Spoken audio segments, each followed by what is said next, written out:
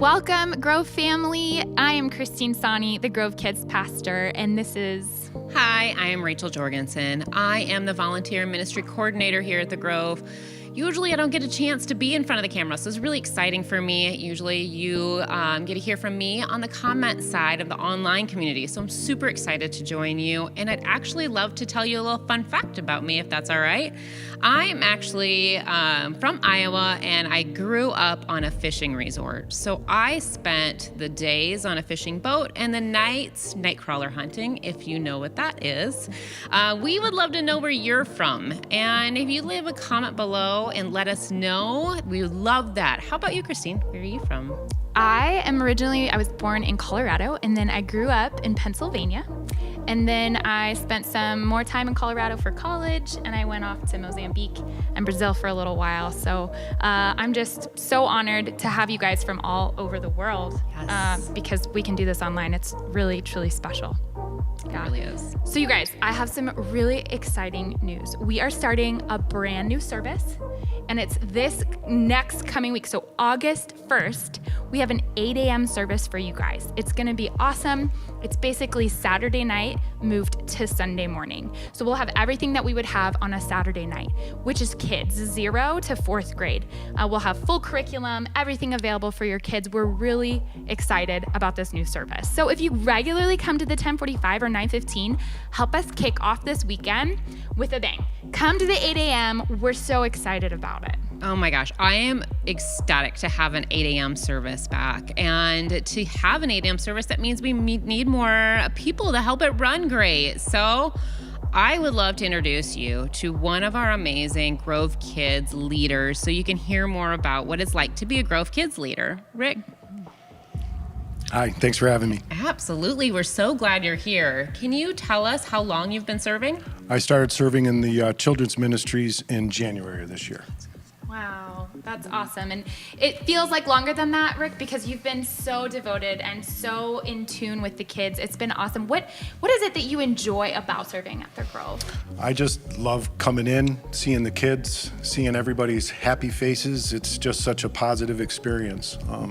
My intent was when I first started to go every other week, and I think I've only missed 2 weeks since I've started. It's awesome. Yes, you absolutely are devoted, and we love having you there. What is the impact on serving done to your life?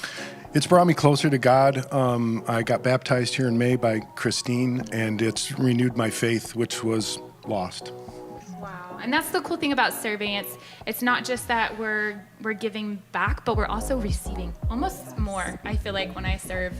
What's a quick, funny, or interesting story about your time serving? Well, I thought about that on the way over, and one of the things I want to caution parents is be careful what you talk about on the way here, because the kids tend to tell us that, and sometimes they reveal some secrets.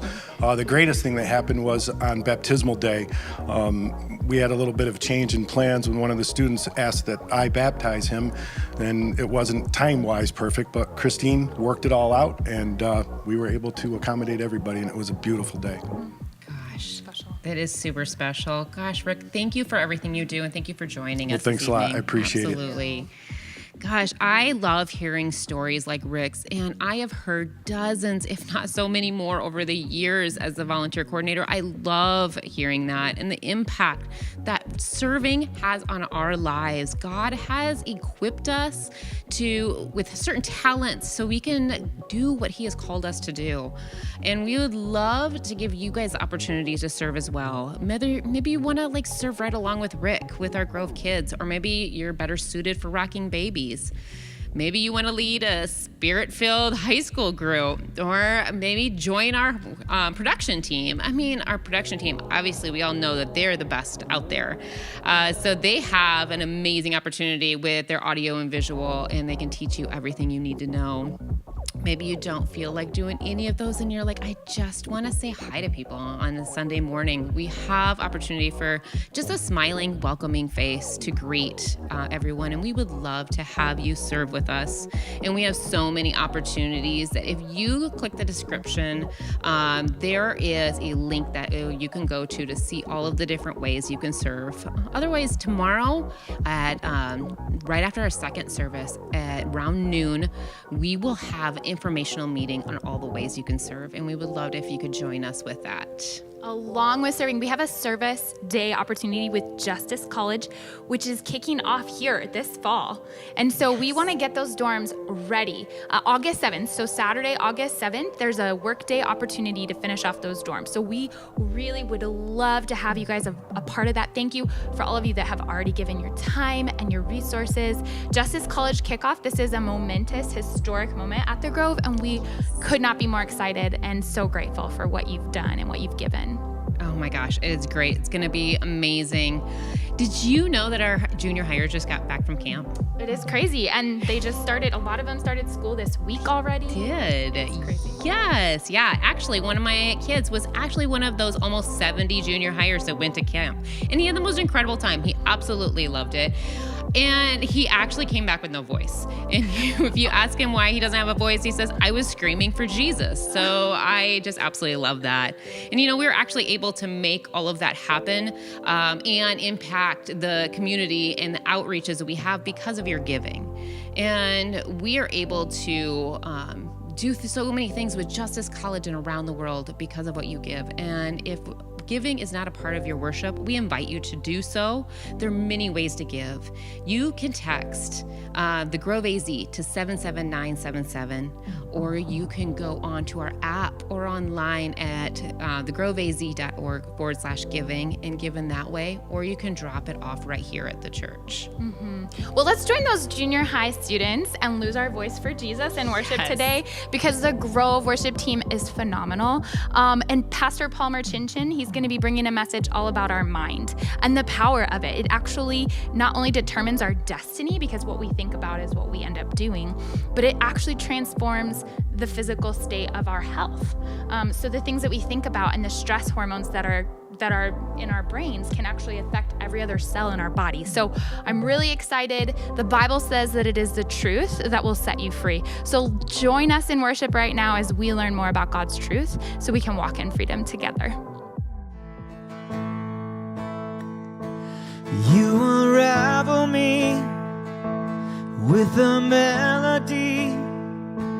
You surround me with a song of deliverance from my enemies, till all my fears are gone. I'm no longer a slave to fear. I am a child of God. I'm no longer a slave to fear.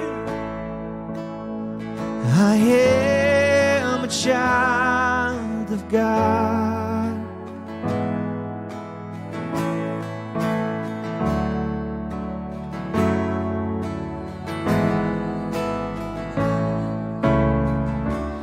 From my mother's womb, you have chosen me. Love has called my name, and I've been born again into your family. Your blood flows through my veins. I'm no longer a slave to fear. I am a child of God. I'm no longer a slave to fear. I am a child of God.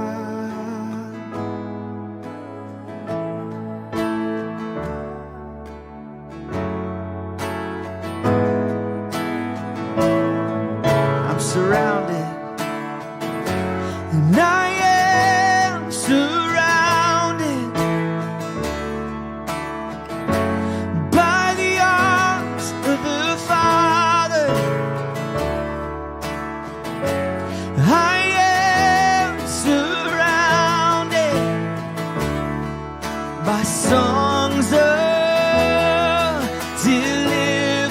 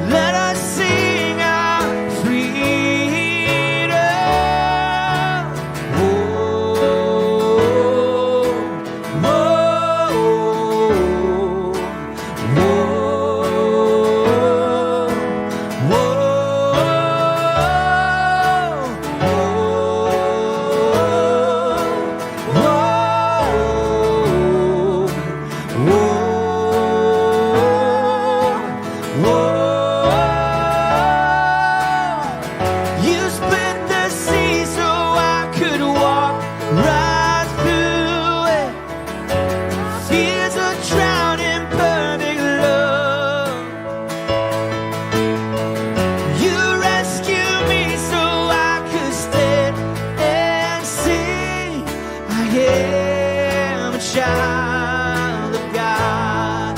Yeah. You split the sea so I could walk right through it. My fears are drowned in perfect love. You rescue me so I could stand and sing. I am a child of God. I am a child of God. I am a child of God. I'm no longer a slave to fear. I am a child of God. I'm no longer a slave to fear. I am a child of God. I am a child of God.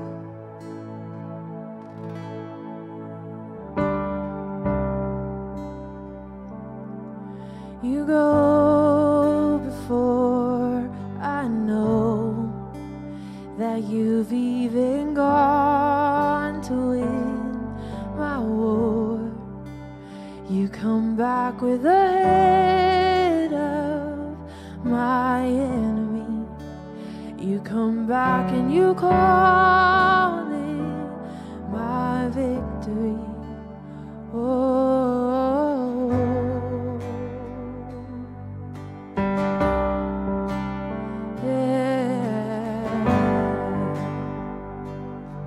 Sing it out. You go.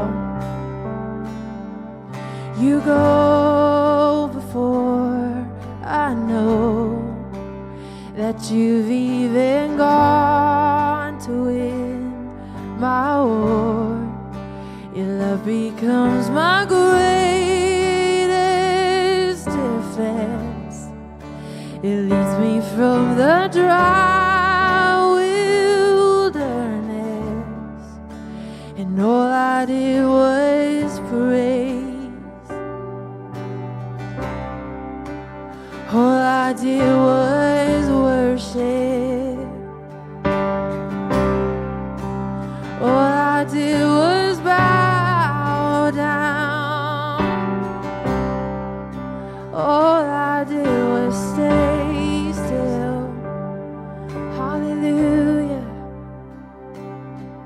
Oh, hallelujah.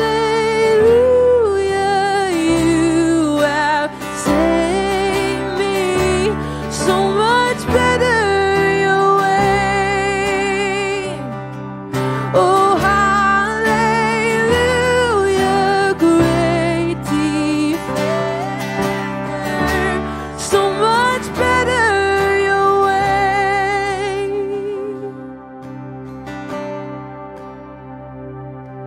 You know before I do where my heart can seek to find your truth.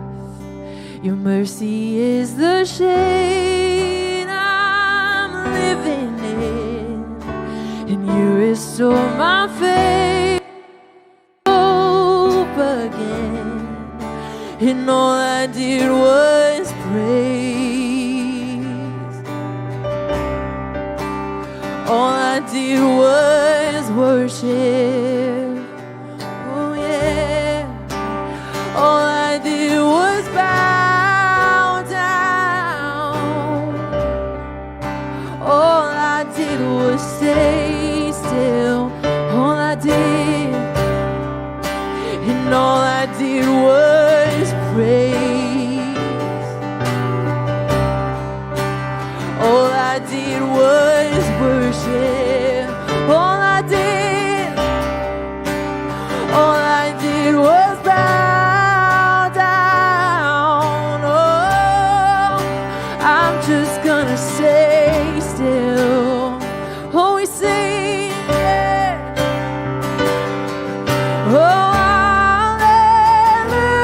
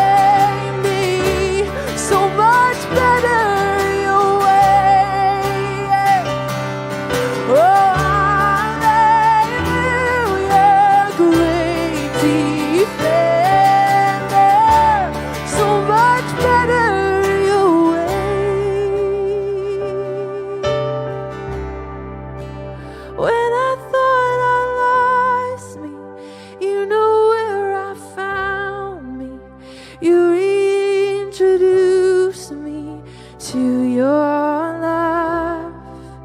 You picked up all my pieces, put me back together. You are the defender of my heart.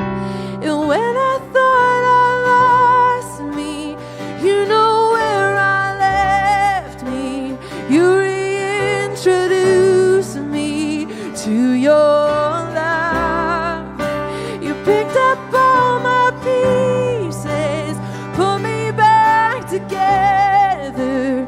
You are the defender of my heart. And when I thought I lost me, you know where I left me. You reintroduced me to your love. You picked up all my pieces, put me back together. You are the defender of my heart. Oh, hallelujah, you have saved me so much better your way. Oh, hallelujah, great defender, so much better your way. So much better your way. And all I did was praise. All I did was worship. All I did was bow down. Yeah. All I did was stay still. And all I did was stay still in your presence. Well, welcome back, everyone, to our final week of our summer worship series. But I do want you to know we're introducing a new worship hour at the Grove. As you just heard, 8 a.m. on Sunday. We're going to be live in worship here, as well as streaming. So if you're at home, watch us then at 8, 9:15, or 10:45. And then we will be looping back on Saturday evenings at 5 o'clock, one of the live streams from that weekend. So in our final week, we're doing this summer book study. And my final pick is this, Craig Groeschel's Winning the War of Your Mind. And the subtitle is Change Your Thinking, Change Your Life.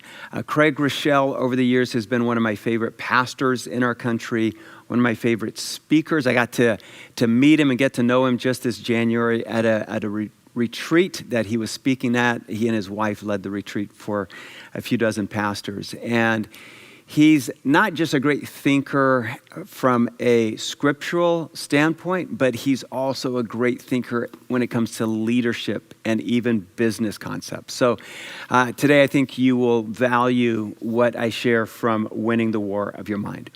So our conversation today is going to be about how most of life's battles are fought and either won or lost in our mind. What we think is how we live. I want you to think about that again, because that's a big statement. What we think is how we live. What we think is who we become. Your life is always moving in the direction of your strongest thoughts. Wherever your mind is, your life tends to follow that. The life that you live right now is a reflection of all of the thoughts that you've been thinking for years and years, and it's put you where you are today. It's hard to separate who you are and the life that you live from the thoughts that go through your mind every day. But there's a war for your mind. There's a battle for your mind. The Bible tells us about this. The evil one is trying to take control of your mind and take your mind in the wrong directions. And so today I want to talk about having a healthy mind, winning this war for your mind. You see, there's a way to have a strong, good, healthy, godly mind, but then sometimes our minds get unhealthy, unwell. For years, I've had a really good friend named Coach John Lott, who coached here with the Arizona Cardinals. He's a strength and conditioning coach. He's been doing that for about 20 years in the NFL. And when I would go down into his training facility, he had a huge banner on the wall where his slogan read, this was like his work slogan for all his athletes, was "Get your mind right." And he's onto something, because so many times athletes underperform because their minds are in the wrong place. You might have a highly skilled wide receiver who keeps dropping passes because their mind isn't right. Their hands are right, their bodies are right, but their head is in another place or in the wrong place. So he's always telling them, get your mind right. But you see, even as non-athletes, but as followers of Jesus Christ, there are times when our minds go wrong. And I want to start there with this problem. What is it that causes our minds to be wrong? What causes this battle, this war in our minds that Craig Groeschel talks about? First of all, it's the problem of many of us at times going down what I'll describe as a bad mental path or the wrong mental path. Neuropsychologists talk about how our brains go down pathways, and sometimes the paths we take are the wrong paths. Paul describes this battle in our minds like this, Romans 7:15. He says, I do not understand what I do. For what I want to do, I do not do, but what I hate, I do. In other words, he's saying this mind of mine is taking me and my body, my life down this wrong path. Have you ever asked someone for directions and they give you directions and they put you on a bad path? Not just the wrong path, but a bad path. It happened to our family a few years ago. We were going on vacation and we flew into New Orleans and our flight got in late. And I had called a friend of mine that I'd known for years to see if we could stay at his house, because I was being cheap. Didn't want to pay for a hotel the first day. We're going on to Florida. And he said, sure, but I'm out of the country. I'm actually in Africa with my family that week, but I'll put the key under the mat. The house is yours. So he leaves, but he gives me a really bad job at giving me directions. I can't find the house. It won't come up on Google Maps, anything. So I try calling him in Africa, literally. Now it's 11 o'clock at night. No answer, but I know his brother. So I call his brother. His brother is coaching basketball outdoors on a court in Chiang Mai, Thailand when he answers. And I said, Joel, tell me how to get to Timmy's house. And he tries to give me directions. So I start driving through the directions he gives me. They're really bad. He sends me down a bad path. I end up like on the edge of a bayou down somewhere in New Orleans. I pull up to a house. A guy comes out the front door, not making this up, with a shotgun.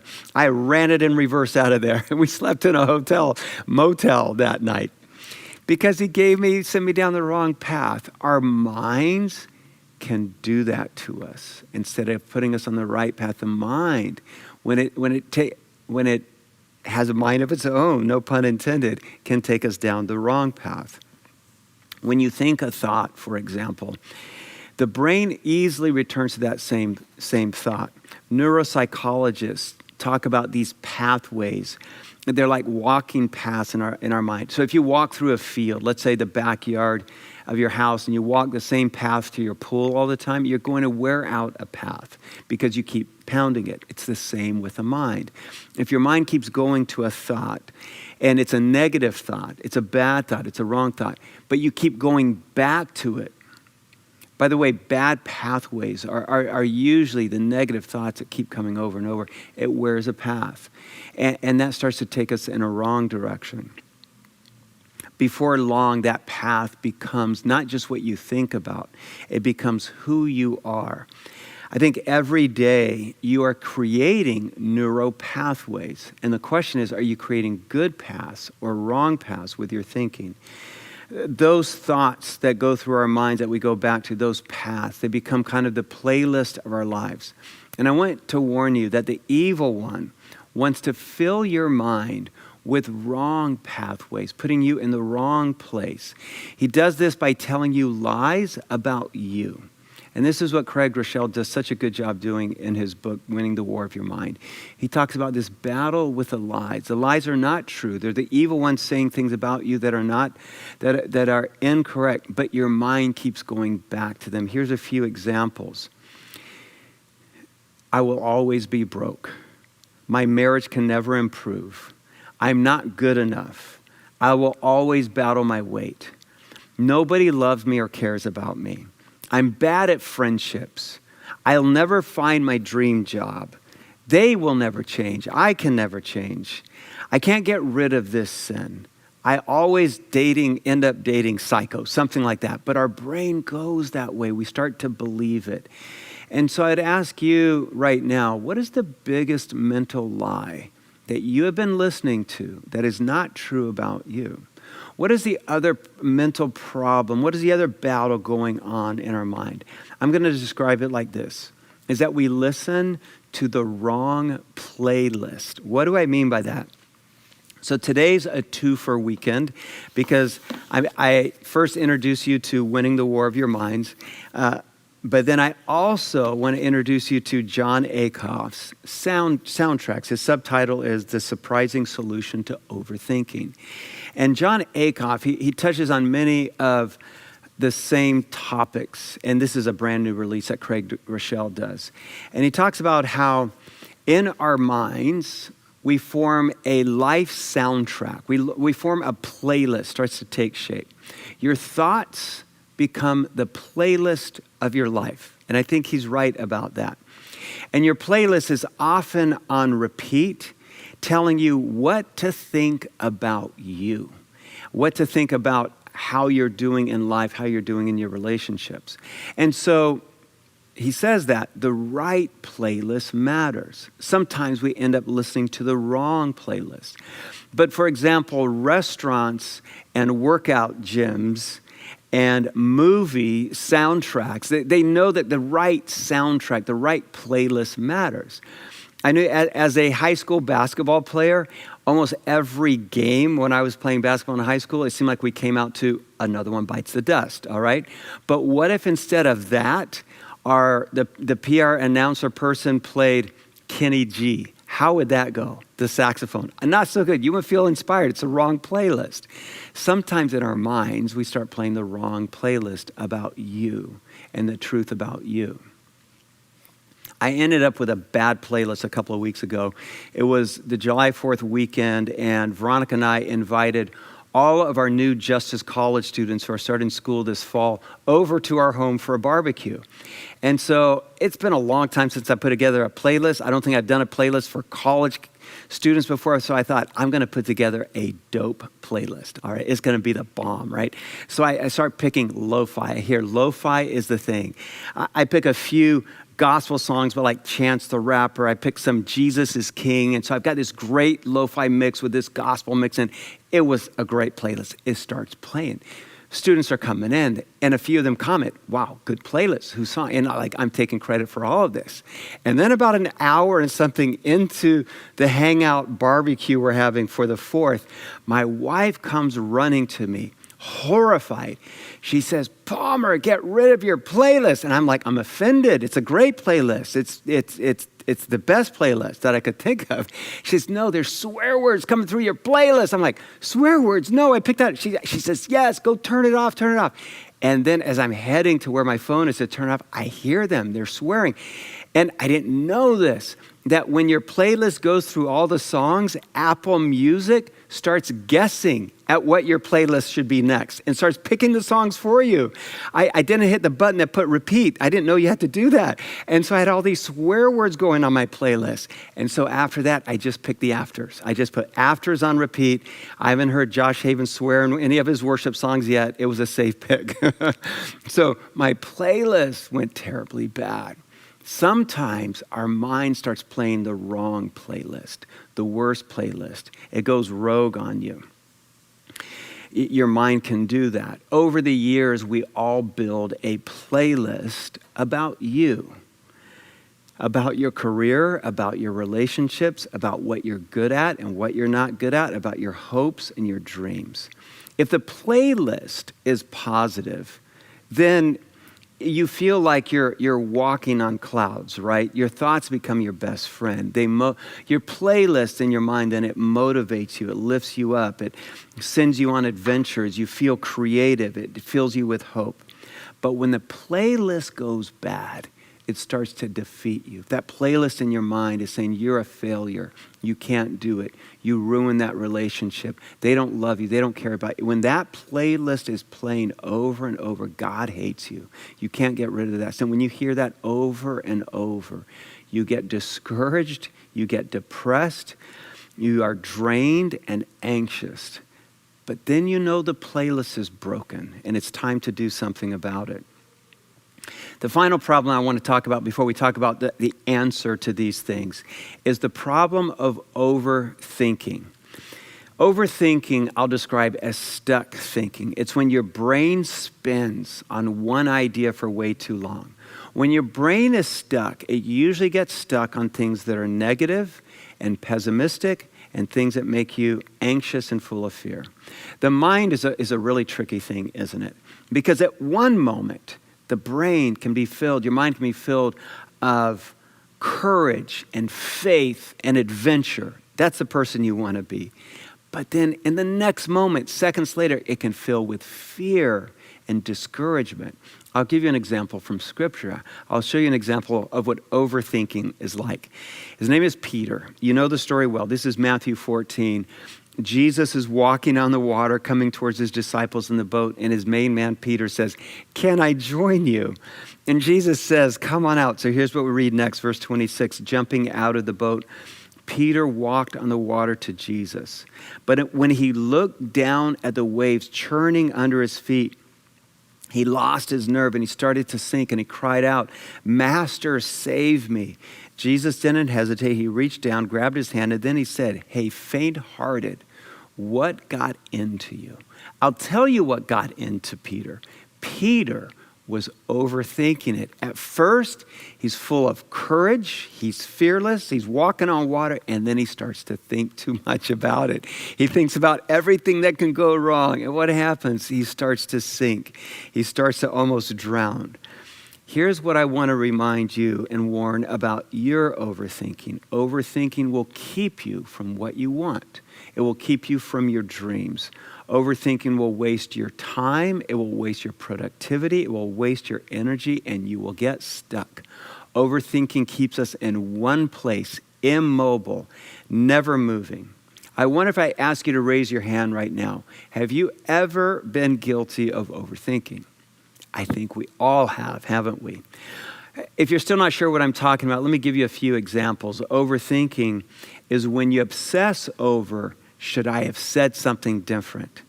Or should I have done something different? Overthinking is anxiety about not measuring up to the expectations at work or in a relationship. Overthinking is running what-if scenarios through your mind. What if this happened? What if the worst thing happened? And usually those are all negative thoughts.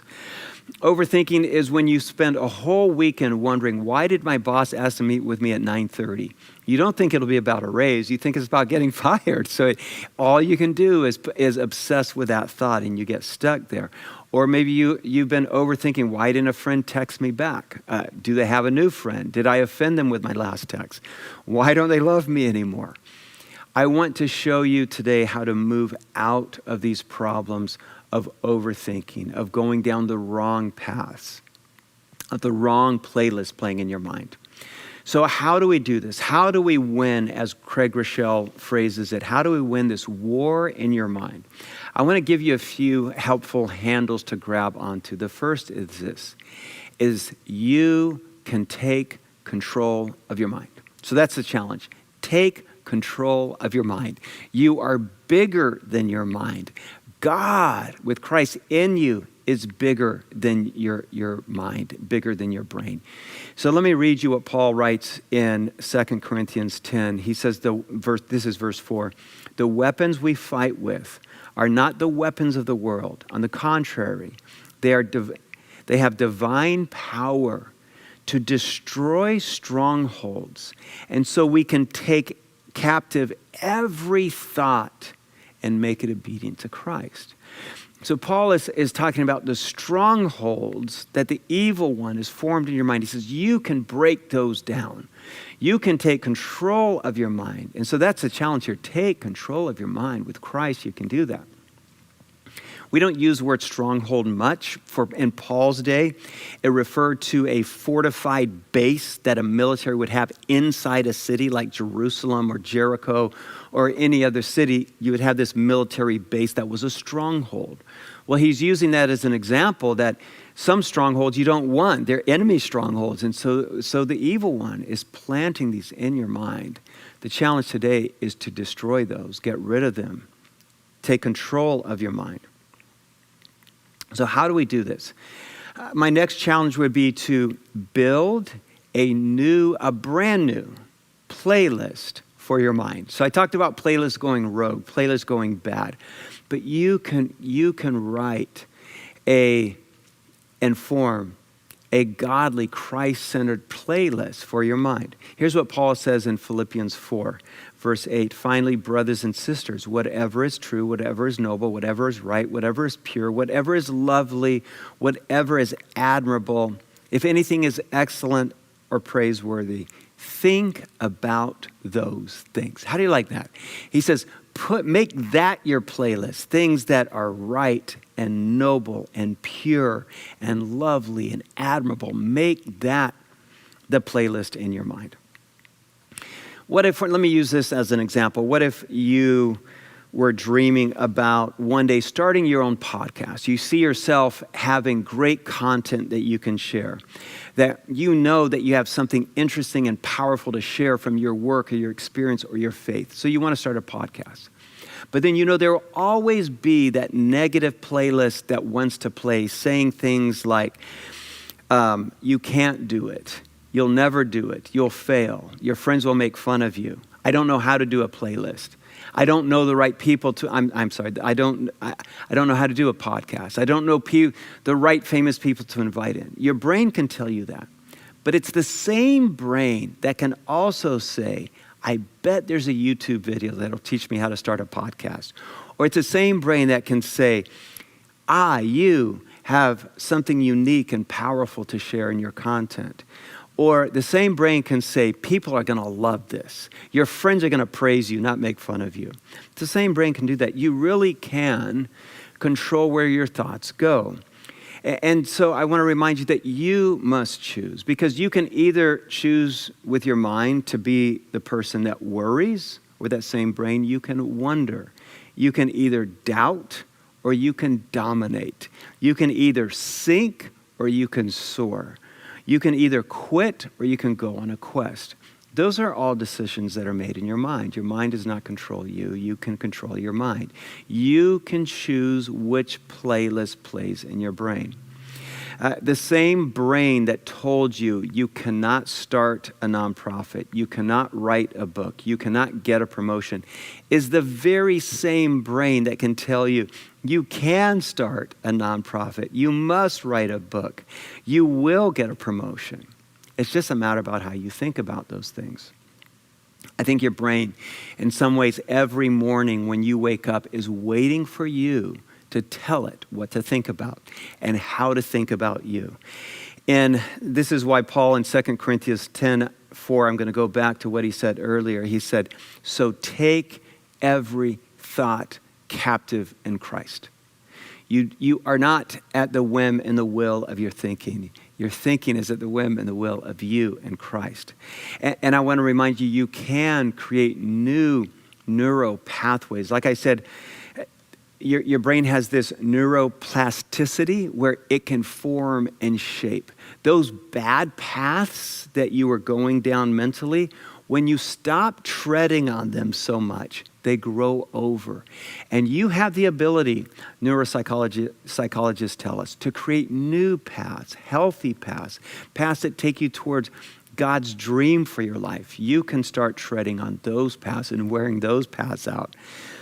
In Romans 12:2, Paul says this, do not conform to the patterns of this world, but you can be transformed by the renewing of your mind. And so ask God to give you this new mind, to free you of the negative, broken playlist and give you this brand new thought process that can come from him. Finally, I want to give you this challenge to win the battle, the war in your mind, is to turn your overthinking into action. So that's the challenge. Instead of being stuck, I want to challenge you to turn away from that debilitating, stuck thinking of hearing the same broken soundtrack play about you, beating you down and bringing you down. I want to challenge you to take those same thoughts and turn them in the opposite direction with action, not just your thoughts.